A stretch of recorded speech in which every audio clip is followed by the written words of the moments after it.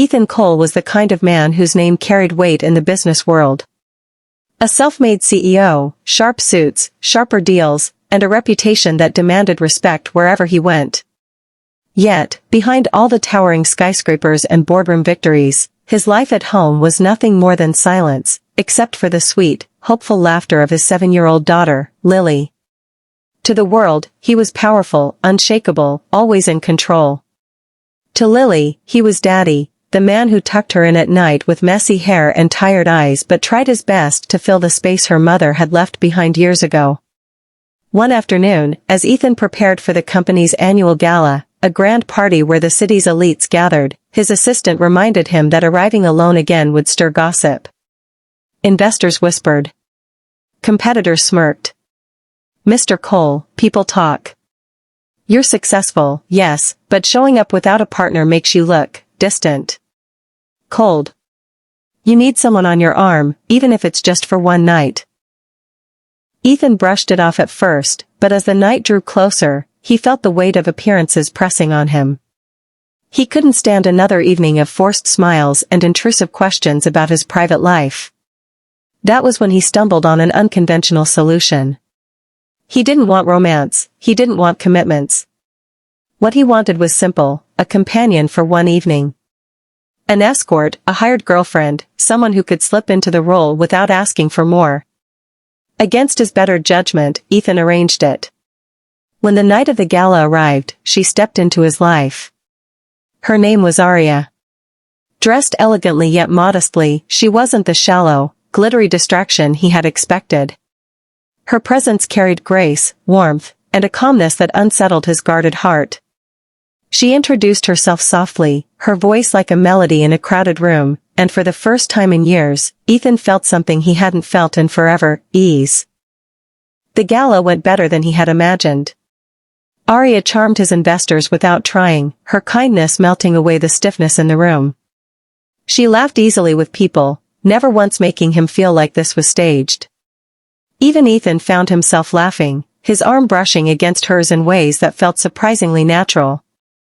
Yet, the most remarkable moment came when the evening ended, and Lily, who had been waiting awake in her pajamas at home, saw Aria for the first time. Lily peeked from behind the staircase, her big brown eyes studying the woman holding her daddy's arm. Aria knelt down, smiling warmly, and said, "Hi there, princess." To Ethan's shock, Lily's usual shyness evaporated. She hugged Aria tightly, as if they had known each other forever. Ethan stood frozen, watching something he couldn't explain, a bond sparking between them instantly. That night, as Aria prepared to leave, Lily's voice pierced the silence. "Daddy, can she stay forever?" Ethan's chest tightened. He didn't have an answer. He had hired her for one night. But Lily's innocent plea replayed in his mind over and over. Something inside him shifted, and he couldn't deny it anymore. Aria wasn't just another face to fill a seat. She was someone who belonged, even if he didn't understand how or why. The next few days should have been simple. A transaction completed, a goodbye spoken, and life returning to the same lonely rhythm. But nothing about Aria felt simple. Ethan caught himself replaying her laughter, the way she had spoken kindly to everyone at the gala, and most of all, how Lily couldn't stop asking when Miss Aria would come back. He told himself it was wrong to involve her again. She had her own life, her own reasons for stepping into his world temporarily. But one evening, when Lily refused to sleep and whispered, "Daddy, I miss her," Ethan found himself dialing Aria's number. To his surprise, she didn't hesitate. She came over, not dressed for a gala this time, but in simple jeans and a soft sweater. And when Lily ran into her arms like she had been waiting for her all her life, Ethan knew this was no longer just an arrangement. Aria started visiting more often. At first, it was for Lily's sake. Bedtime stories, baking cookies in the kitchen, laughing together in ways that made Ethan's mansion feel less like a cold fortress and more like a home. But slowly, Ethan began to see parts of himself thawing. He caught himself smiling more, lingering in the kitchen just to hear Aria's laughter, watching the way she tucked a stray strand of hair behind her ear when she thought no one was looking.